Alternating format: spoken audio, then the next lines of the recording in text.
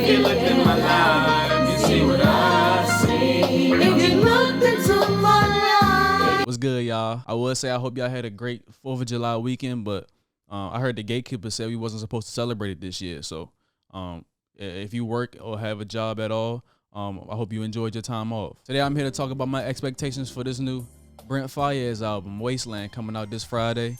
Sprinkled in with a little bit of commentary about how I feel about Brent as an overall artist. I caught wind of Brent Faiyaz around the same time I would say his core fan base was in the process of forming on the EP, AM Paradox. One of my close friends put the earbud in my ear on the back of the yellow cheese bus and played a song called Insecure.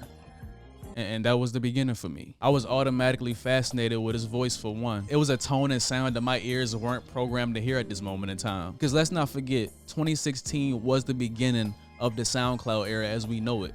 I mean, just look at the XXL cover for that year. And even though albums like Blonde, The Life of Pablo, Views, A Seat at the Table was also on my heavy rotation, hearing this EP and then going back and listening to the one before this called Into, which is it's probably hard to find because it's under the name Sonder, a group formed by Brent and his two homeboys / producers who will help him craft his sound that we hear now. I was just blown away. Well, not really by the music because it's not as prominent as it is now, but just by the aesthetic they were going for with this early mid 90s R&B concept engraved in rap cadences and relatable lyrics. His voice was so monotone through this eclectic, somber production, but it stretched so far because his subject matter matched the idea he was creating. It was just something about that made his voice so easy and pleasing to listen to. Now, following the release of AM Paradox, his unique voice and style caught the attention of a lot of people. It caught the attention of a lot of people. But fellow DMV rapper GoldLink actually took that chance to put him on his song Crew. Everybody know this song. If you don't, like I always say, you just wasn't outside. It's just that simple. I'm sorry, but you just wasn't. This was definitely the song of the summer. Even didn't they get nominated for a Grammy? Damn, I should have did my research on this. I think it was nominated for a Grammy that year. This was Brent's first big placement, and it put a substantial amount of eyes on him. And after that, while the buzz was still somewhat brewing around his name at the time, he hit us right over the head with his impressive debut album, Saunderson. And this is one of the times where I really started to look at these album review sites like Pitchfork and started to wonder, like, who was behind these keyboards rating these albums? They gave this a 6. Now, I will say this album isn't an immaculate work of art. There are some flaws within this project. I like it being a little too nonchalant in certain areas, and it also being so short given the fact that it has an intro and 2 interludes. But overall, no bad songs on here. Like his voice is so soothing and laid back. Like it matches my personality almost identically. Like I had no choice but to like this project. Gang Over Love, First World Problems, Stay Down, Needed. Like, shut the fuck up, Pitchfork. Now, this was the point in my eyes where I felt like he really broke through as a solo artist and not just looked at as a frontman for his group Sonder. Now, after the release of Saunderson, we then get a 6-track, 20-minute layover EP to hold us over to his next album releases called Lost, where he expresses how he feels about his surroundings as he's now traveling the world and seeing new things, and how he's still his own best friend, talking to himself more than he talks to anybody else. That's why Brent comes off so relatable to me, because he's letting it be known that he's still trying to navigate and find himself within himself without looking for any outside help or advice from the ones around him. It sounds like me. Oh, and let me mention, he's still doing all this while still being an independent act without any push from a label or any co-signs from other artists at this point. After the EP Lost, he takes a little 2-year hiatus. Well, I'm saying a little, but damn, I was struggling during this time. I needed some Brent during this time, bro. I really needed it. But yeah, he takes a 2-year hiatus to work on his second album, Fuck the World. Another short but heavy and drowning experience from Brent as he makes a short story seem so long with his dreamy voice and minimal production throughout. Now at this point, Brent's reach and platform is getting much bigger as he gets co-signs from the likes of Drake and Tyler the Creator with songs like Wasting Time and what was that joint on Tyler's album? I Thought You Wanted to Dance. He was on the second half, right?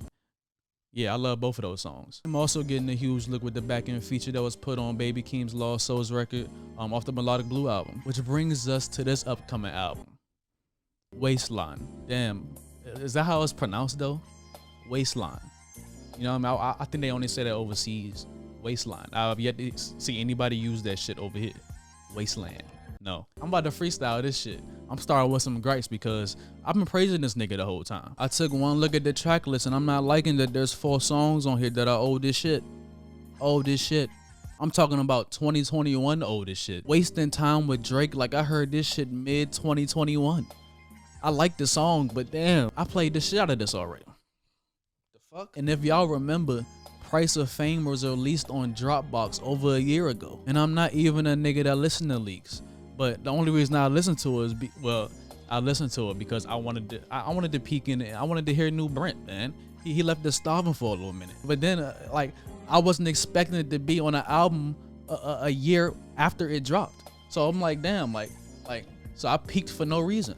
I should have just let it be. Gravity featuring Tyler the Creator, I wasn't a big fan of. Yeah, it was a new sound for Brent as far as production, but I felt like Tyler took away from the authenticity of the record, and it felt like Tyler brought him closer to his world rather than Brent reeling him into his. And based on all the other lead singles that dropped, I just don't see how it would fit in the concept of the album sonically. But we'll see. And it's like, bro, you know I'm really mad. Like, I'm gonna get into it. You know why I'm really mad? He didn't even put the best single that he dropped out of all of these on the album. Like, I'm sorry, like Mercedes was significantly better than all of these singles that he dropped. Not saying the singles was bad. I gave you my opinion on them, but like, I'm sorry, bro. Mercedes was probably the best single that he dropped out of all of these. Dead Man Walking still my shit though. I ain't gonna lie. But on a more positive note, I like the fact that Brent is giving us another lengthy project, given the fact that he's been dishing out shorties and EPs since 2017. I was definitely fiending for another full-size project from Brent, so I like the fact that it's an hour and 4-minute runtime. Another thing I love about Brent is him being able to carry a project individually without the help of others, so I'm glad that he went minimal on the features on this project. It makes it more intimate for the listeners. He's one of the very few artists that doesn't compromise their art for popularity with still being able to reinvent himself. That's why I think he's been able to maintain and grow such an organic fan base. So I'm interested to see what new sounds and flavors he's going to introduce to us on this. He's an artist that I can see being able to reincarnate that traditional R&B sound back into mainstream music. And not these fucking pop records that are disguised as R&B records. Like what the fuck? Like, some of these songs is not R&B. I think he has the potential talent to be able to single-handedly do that without the help of others, but with push from a label or something like that. With his unique career so far, he's showing that slow and steady wins the race, and your time is your time, not before, not after. So I'm excited for this project, man. I can't wait to see what he has. Now, as far as content is concerned, every time I leave a Brent Faiyaz album, it leaves me with similar emotions of when I leave a Future album. I just care just a little bit more about the female or female's feelings that I'm dealing with at the time. That toxic energy he brings with every album, talking about his situationship struggles, resonates with me in a major way, with him also being relatable in the loner category as well. I'm a person that likes to be by myself a lot of the time. I like to do things individually without the presence of a crowd or entourage around me. So he just gives me more material to fall back on when she asks me, why don't you want to be around me? Ask Brent. Overall, Brent has a great upside inside and outside of music, with him being a potential style icon, and he's doing it on his own terms. So I gotta respect that. Fuck a label. Oh yeah, and before I sign out, listen, I know the album leaked already, but I'm a real supporter and fan. I think some people have the roles reversed on that. If you think you're a real fan because you listen to someone's album days and weeks before it's scheduled to drop, you're sadly mistaken. You're just a person that heard it before everybody else. That don't make you more of a fan than the next individual that actually waited for the album when it actually dropped. I'm tired of hearing that shit. Yeah, that's all I got for my expectations for the new Brent Faiyaz album. Put down in the comments what y'all expectations are, what y'all think gonna be on the album, what it's gonna sound like. That's if you haven't heard the leaks. Let me know what y'all think about his previous projects. What's y'all favorite? What's y'all least favorite? What y'all think his ceiling is as the years go on. Let me know anything, man. Brent, one of my favorite artists, so I want to hear everything, man. I fuck with y'all. Hope y'all fuck with me. Yeah, you already know how we do it. If you like the video, like the video.